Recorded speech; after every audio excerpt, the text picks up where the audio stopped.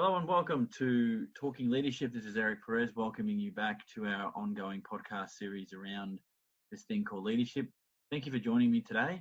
Today's guest wears multiple hats in her work life. The first being she's the Director of Intuitive Food Solutions and is also the Queensland Director of Women and Seafood Australasia. Can I welcome to the podcast Meaghan Dodd? How are you, Meaghan?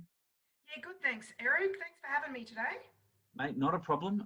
Thank you for joining us and giving up your time. So let's start this podcast where I always started by asking first couple of questions, which is in which industry area of work or non-work area was your first leadership role and why did you take that on, Meaghan? I would say my first true leadership role, because I suppose in some ways you dabble in and out of things or side movements, but my true one was actually in seafood.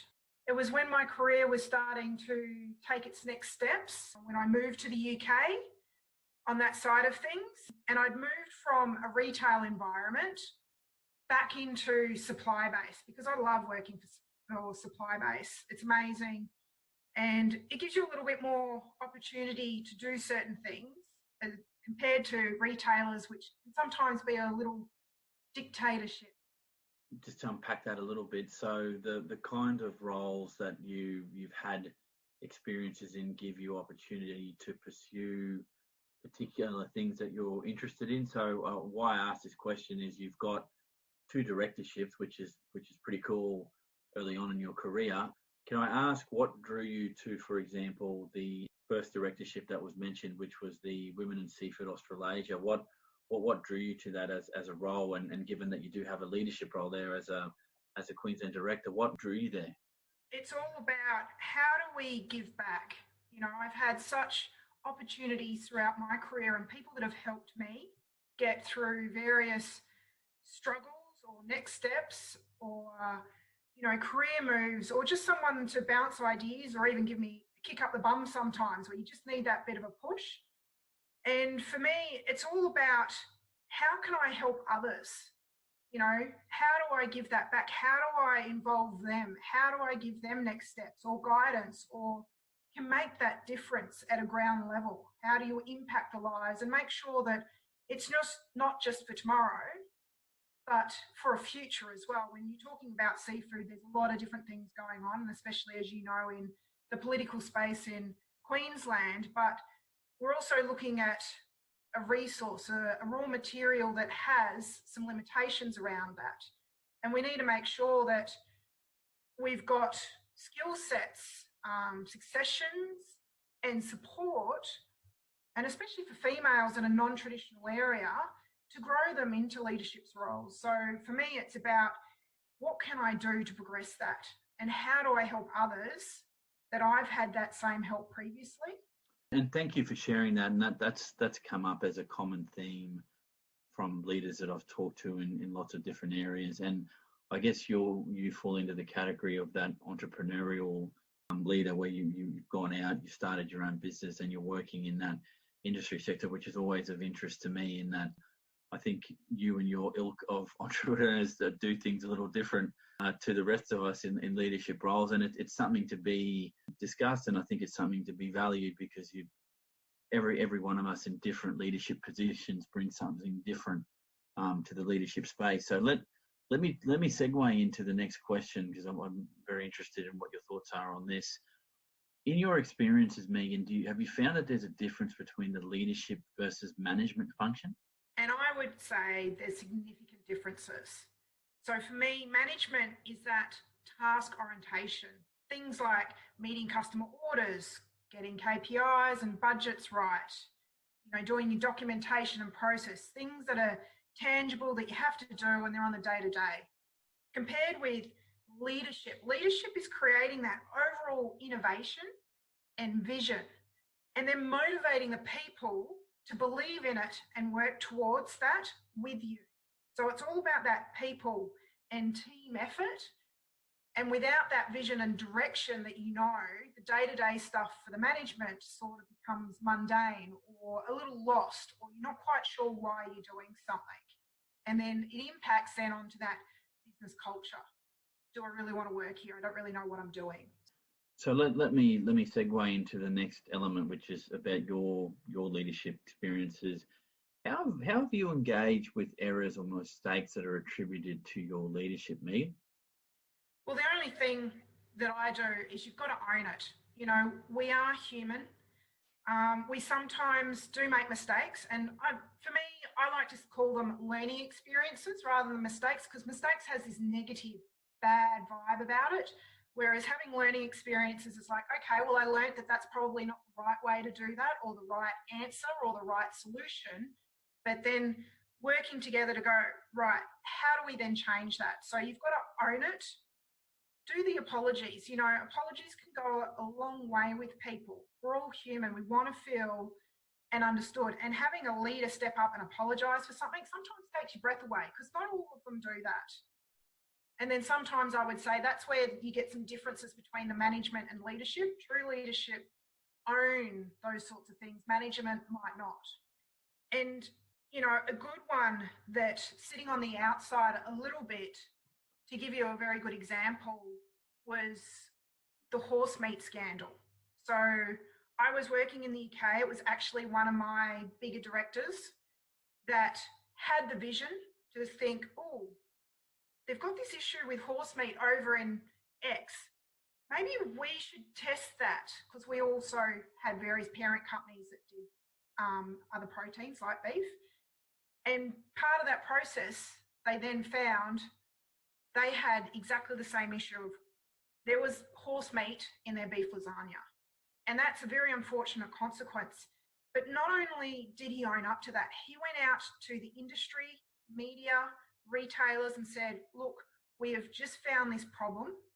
We know it's not good, and we're doing everything in our power to change that. And I will never forget what that guy went through. He was pretty much, you know, on the terms these days is getting trolled, not just via social media, just everything.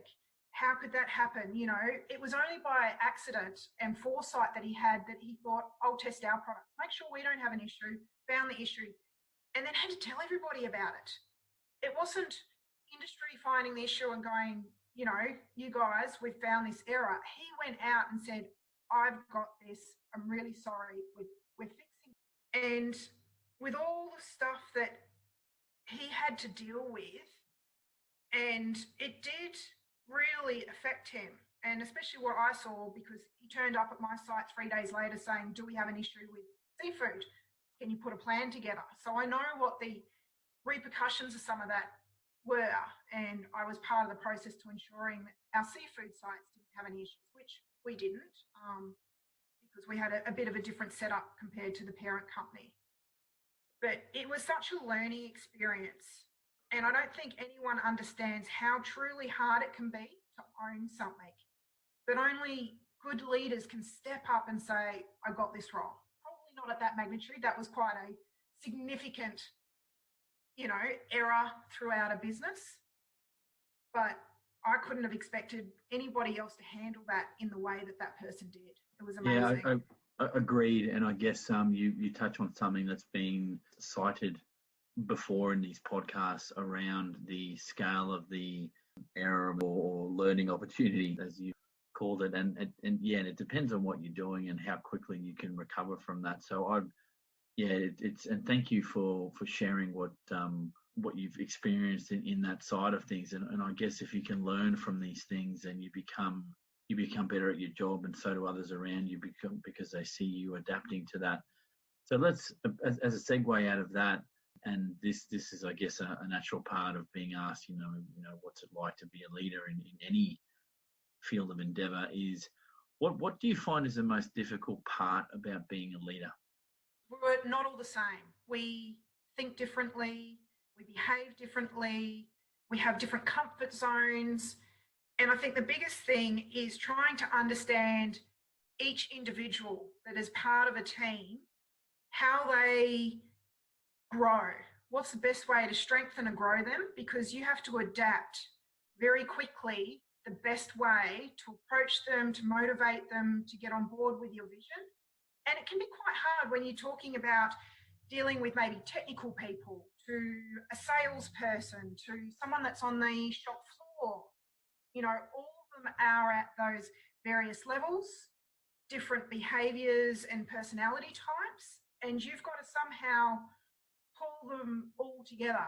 And some days it feels like you're herding cats.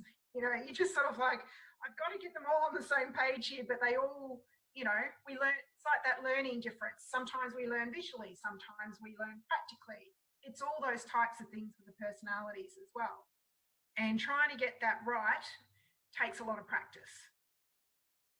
Yeah, I'm hearing you, and that's one of the themes that's coming out. So I've just gone past 50 podcasts, and again, thank you for your contribution to this. I think one of the themes that's coming out quite strongly about the difficulty in being a leader, and also the most rewarding part is the people element, because you're not a leader unless you're talking about the people that you're supposedly leading to some end state. So I get where you're coming from, and again, thank you for sharing that. So on to something a lot more positive. How do you as a leader, Meaghan, how do you measure success?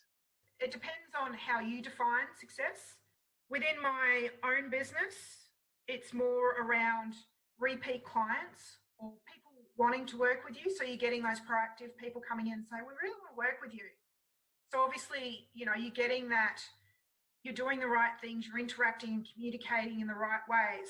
Now, looking at a more manufacturing side or production side, you would be looking at, and where I was, especially within the UK, was that as a leader, I was looking at upskilling my team that I didn't need to be there anymore.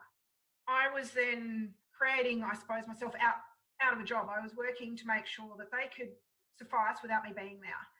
So seeing that and seeing some of your employees move to the next level in their career, so taking step up, taking the promotions because they're ready, you've given them all the tools to be able to be ready, and then sort of leading into that business culture. Do you have a culture that people are engaged, happy, are willing to go out of their way? Meaghan, I'd love to take on some more work, or I want to get involved with that project. Is there anything I can do? So you're sort of getting, it's nearly around those soft skills, integration into things rather than a tangible outcome when you're trying to measure success. Because success for me might be having a successful business, having X amount of clients, X amount of revenue. But in manufacturing, it's meeting customer requirements.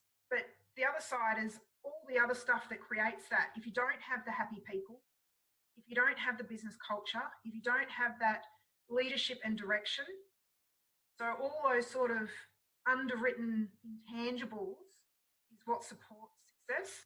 Sure, and that's great that you've shared that from your experience. And I would ask you, and this is me drawing some trying to get some learnings out of this, particularly from someone who's in that entrepreneurial space versus someone like me who's working for an organisation. In that, when you talk about success for you, as an independent business person, that getting repeat clients and getting your name known in industry as someone who provides quality services to clientele is an important thing. And I would ask you, from a leadership perspective then, do you believe that those that are in that independent consulting space have a different kind of pressure on them to achieve success in a different way to someone like myself who works for an organisation and is not, in fact, trying to find the words here, that Eric, is not intricately integrated into the business, in that I could be fired tomorrow or leave tomorrow and they can replace me quite quickly, whereas in your situation the business is a reflection almost of you. Is that a fair statement? Yeah, so that whole passion and why you started is a very big part of why you started in the first place, and that normally shows through with your actions. But it also takes a certain type of person, because when you're talking about success, anybody can come in and manage a project, but would you use them again if they weren't helpful, weren't engaging, didn't get your staff involved? all of those various types of things. And again, as a business owner, there are lots of different pressures and in different ways because, well, for me, my business is nearly like my baby. You know, you're so invested in this. So you do have to be careful not to take it too personally with things on that and just let it go like a business. So you've got to grow, move, adapt, and be versatile. And all the responsibility does, you know, rely on you, which is one thing that you don't have when you're an employee of a separate company. But there's one component that sort of crosses over in both worlds, which I would say is the same, and that is our own expectations. So what pressures we might have might be built from what our own expectations are on how to be a leader, how to move forward, how to be better, how to learn more, how to integrate, and all of those other things. So if you're that type of person, even in an employee role, maybe working towards your own business, or in general, that's the type that you are, can be exactly the same as the type of person within a business. It's just that within a business, your own business, is that you have the freedom to be able to actually go ahead and do all of those great ideas, or not. You know, within a business, you have some of the boundaries that sometimes shut down some of those thoughts and innovation and processes as well, because you've got structures or systems that you need to go through. Sure. Okay. And that's probably a whole nother podcast around the differences between how innovative can you be in a working for a company or an organization or a not-for-profit versus having your own business that you're pushing. And I would love to have the debate, and I think that would be a good topic for another time. So thank you for sharing that. And I think there's a lot of truth there around the connection between the person and the business versus you working for another business when you're in that entrepreneurial space. So thank you for sharing that. Next sort of questions, I guess, or not questions, more statements, Meaghan. Just wanted to get your thoughts on a couple of these based on, again, your leadership experience. So the first one being on-the-job experience develops better leaders. Yes, it does. So I would say outright it does, but it's not the only thing. So in this circumstance, on-the-job experience gives you, if you're willing to be open and okay with learning stuff, is that you can see within the business that you're in or other people or colleagues that you deal with in the greater network of what good and bad looks like. So you can start, as you grow through your jobs and career, you start grabbing what are the good components? What do I need to, you know, and you do see that when you hear someone speak or have meetings or just the daily, you know, how do they react to things? And then you start thinking, you know, they're really good, or you're like, maybe you wouldn't do that way. Okay, I've learned something. So that comes again with those learning experience. I think on the job is one part, but I think experiences in general can enrich you if you're willing to. So you have to be open to take them on board. And it takes, again, that right type of person to be like, I want to sort of move forward and aim for the sky. But if you're not, then you won't see those things. So again, connected to that last statement, your thoughts on this one. Formal education helps to develop better leaders. Yes. But so again, for formal education, and don't get me wrong, I've done a lot of formal education, you know, and the most recent one was my MBA. I think they provide a benefit in having a tool set or lots of tool sets that you can drop in and out of and go, right, this situation, I know that I've got a tool set. You might have to go back, you know, flick through your books again or something and pull it out, because if you don't use it, it's a little bit, you know, like anything. Don't use it, you might lose it. But it helps with that baseline, that foundation of building good leaders. You need to have some sort of foundation, and part of that is your experience, and part of that will be some type of formal education. They're all providing tools and what worked and what didn't work. And again, it's about how you then use them and if you're willing to be open to use them. Again, that response is reflective of the responses I've had before. In fact, When people have talked to me about, well, formal education, does that always necessarily mean uni? There's lots of formal education you can do outside of university that can help you in leadership positions. I guess it's the reason for asking these particular questions is for me, there's a wealth of discussions around, well, if you're going to build leadership in an organisation, do you want to target the person that's been there for 10 years and has an intimate knowledge of their industry, your industry, and the business? And this is where I think some organisations, and I don't think it's a wrong thing. I just think it's wishing a bit too much. Is just because someone's got all that experience doesn't necessarily make them a good leader. By the same token, there could be those that have had that long experiences that just need that one step up to be able to take it to that next level. So it's trying to identify that talent, because I also don't want to dismiss the fact that you could come out of a lot of formal education and just be a naturally gifted leader, and giving you that one chance to step up could mean you take the bull by the horns and go, and you don't need all of that experience. So it can be a bit of a mixed bag. And I think from the responses across the podcast that I'm starting to get a bit of a picture developing that there is no one right way to go on these statements, other than to say I think experience is still winning out over formal education, because a lot of the people I've spoken to that are part of your group of entrepreneurs, some of them went to grade 12 and had no more formal education than that, and started very successful businesses, consultancies, and then went back to study because they wanted to expand their toolkit for the very reasons you've identified.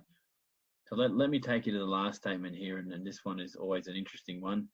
Love to get your thoughts on it. Leaders are born, not made. Yes. And wow, okay. That's okay for the podcast listeners. This is the first. So, but please share why that's the case, Meaghan. So even when you're talking about, I can have all the experience in the world and not be a great leader. I can have all the education in the world and not be a great leader. Or I can have a mix of both and still not be a great leader. There is something that's within us that helps make someone a leader. And there's various components, but not everyone's got it. One that I would like to sort of probably point out, which is a big one, is a thing called grit. And grit is passion plus perseverance. And not everyone has perseverance either. And not everyone has passion for the topic that they're doing or their industry they're working on. It's I turn up, I go home, I get paid. So, and then there's other things really hard to teach. How do you teach common sense? How do you teach empathy? How do you teach intuition? Where you know that you've got this gut feeling that this isn't right, but you might not be able to put your finger on it. There are other things that makes a great leader. You know, some of us don't wake up today and go, I'm going to be charismatic. You know, some of us we can get there and we can be great talkers, but then can they influence anyone? So there's lots of components within leaders, and I think you're either sort of naturally born in it, and then you sort of grow, and if you nurture that and work hard, you still need to put effort into that rather than I've just got talent, because talented people don't always do well either. You know, I rock up, I'm talented, I won't bother with the effort. So if you don't put effort in, you won't get further.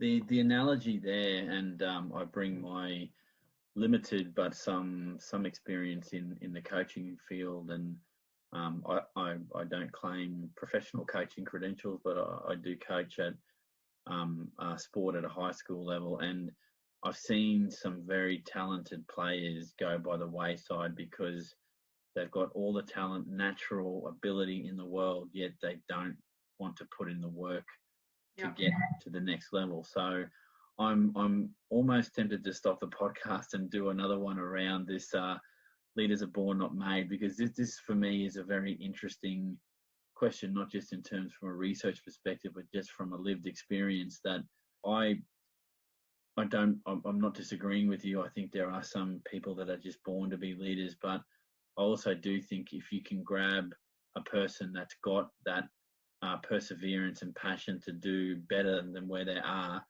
you could develop somebody as well. And those people exist in every organisation. And I would say from just from experience, so please, for those listening, I'm not basing this on any literature that I've read, but I know in my case, and I can't be the only one, that I've left some positions because I thought there was never going to be an opportunity to step up and be tested and do something different. And that, I think, is the underpinning for why a lot of people leave jobs. But there's thousands of other reasons why somebody might leave a position. But in terms of those that want leadership credentials and want to be seen as someone that's got something to contribute to an area that they're passionate about or their industry, that you can give somebody a go. Yet I have met in my travels, and I'm sure you have, but I think this is where your part of your position comes from, that you've met these people in your life and they're just naturally charismatic, they're very good, and they tick off all of those boxes that you're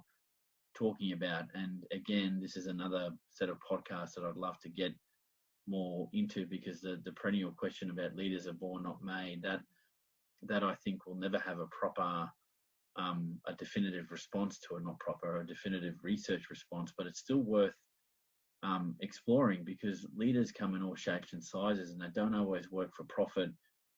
They work in areas of passion. For example, in the refugee space is one.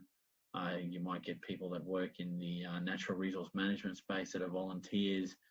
There are a whole group of leaders that I still haven't had the pleasure of talking to, but they will get on the program at some point, is asking the question, and you've probably met these people, Meaghan, and I know that I have, that volunteer 10, 15 hours a week to causes that are not paid, that they're just passionate about. And what motivates somebody to do that when the only payoff is something that is not a tangible? You can't measure the payoff other than they're there to help progress a cause or a particular industry sector. And those people exist, and I've often wanted to sort of pick apart the thinking around why they do that kind of stuff. So I appreciate this, and this is why having these podcasts is extremely useful, because someone listening to this might cotton on and say, well, I might look at that, because there are some research questions here that I think still need exploring. And the more our organisations morph over time, and the more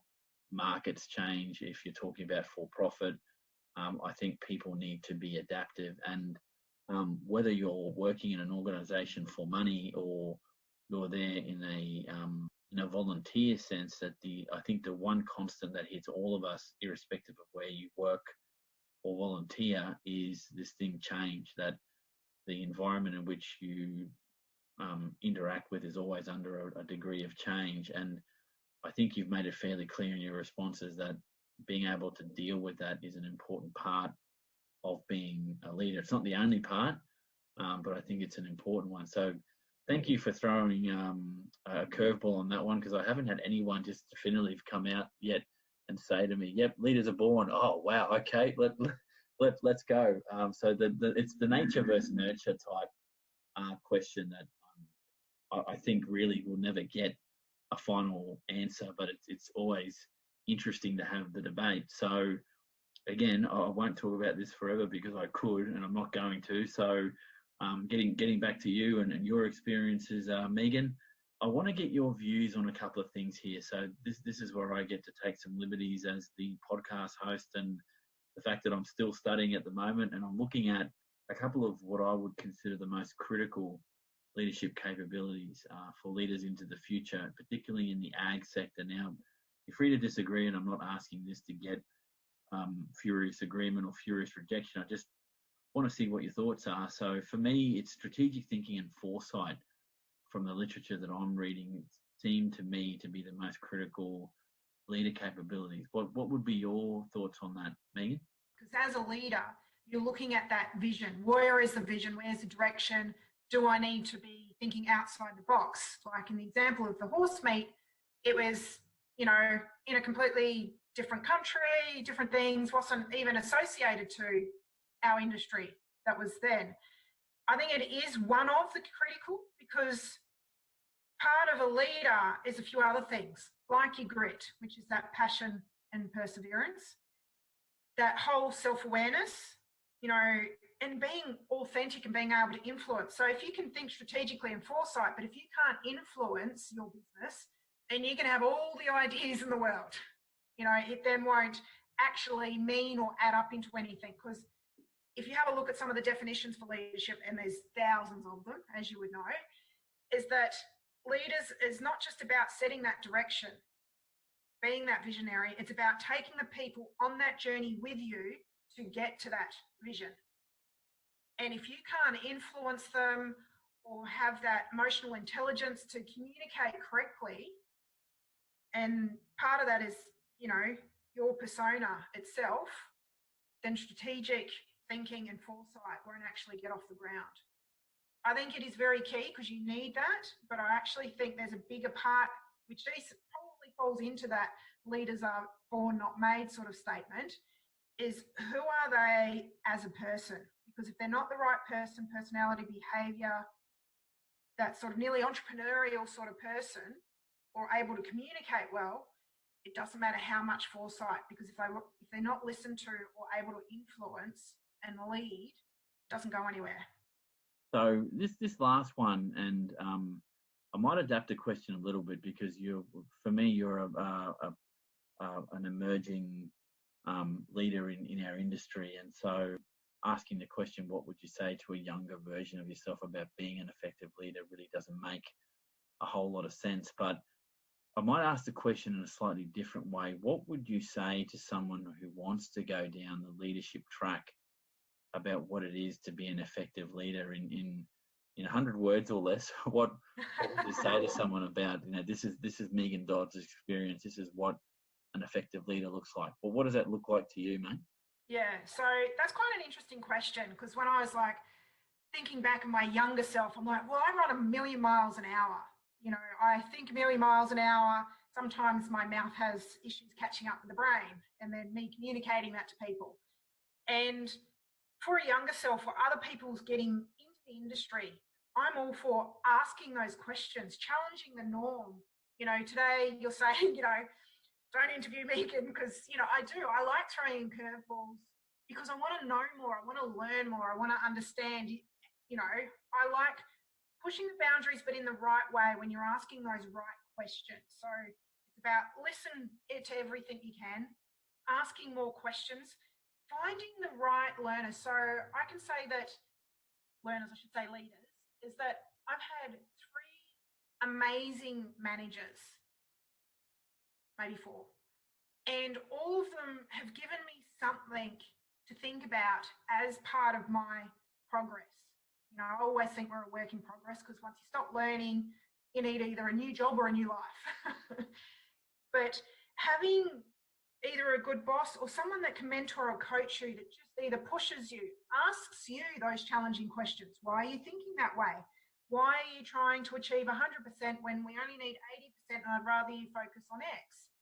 You know, all of those, and it does take a while, because not all of the time you have that. You know, sometimes, like you said, you end up in a job with not an ideal boss and you think, I just got to get out. I can't do this. Not having that passion, motivation or anything. So finding those people is very key. If you can get those, and get those earlier on, because they actually pivot your thought processes earlier, because it's obviously harder. Sometimes we get a little settled in our thinking as we get a little bit older. And it can be sometimes a bit harder to change, where you're like, well, I like my little comfort zone here, but actually I've got to adopt my thinking. And if you're one that's not overly great with change, doing it earlier in your life is a lot easier than later. And the other things I'd like to say is that give yourself a break. You know, you're not going to be perfect every time, and that's okay, because you're in that learning experience. And celebrate your wins. Probably the one thing I haven't done as much, and probably still don't do very well now, it's a work in progress, is celebrating the wins. You know, even if they're small steps or personal steps or career goals. You know, it wasn't until I had someone point out to me, you know, you've just moved country, set up, found a house, got a job, and managed to get a car within the first 2 months of being here. And I was like, that's quite a lot of work, really. And like, it wasn't until someone said that out loud, I was like, that's just the normal, you get a job, probably not move countries, but, it was these massive changes in my life. And I was just streamlining through it like it was the next step. I've got myself a job right now. I need to find somewhere to live, get a car so I can get to and from work. X, Y, and Z, join I think I paid a soccer or football club. And it was like, I've done this in an amazing amount of time. I'm like, thanks for pointing that out, because I wouldn't have thought that was great. But when someone says that to you, you're like, ooh, okay, yeah. And celebrating those wins, because you need to be able to feel that. And also, it gives that good feeling. I'm on this process. I might not get it right every time, but we've got a win today. Might have three interesting lessons the day after. But let's just celebrate and move forward, because they also help, build that passion, build that motivation. And if you're not having that passion, or you're seeing things as mistakes all the time rather than learning experiences, you really need to start changing the mindset or find something that you love. Yeah, no, thank you for that. No, I guess it's always difficult to celebrate the wins when you're working on your own as a consultant, that it's only you that you've got really to bounce those ideas off. And some of the podcast responses that I've gotten, have indicated that, yeah, if you've got your mentors and you've got other people in your network that you can talk to, that they'll pick that up more readily than you will, because you can put the blinkers on and just be so focused on something that you forget to do some of those things. And I can understand that, particularly if you're working for yourself. So, Meaghan, thank you for joining me today. This has been a very, very interesting podcast. Thank you again. And for the podcast listeners, I've been speaking to Meaghan Dodd. Again, thanks, mate. No, thank you so much for having on. It's been great. No worries. For those listening, thank you for joining me on Talking Leadership, and I'll catch you all on the next podcast.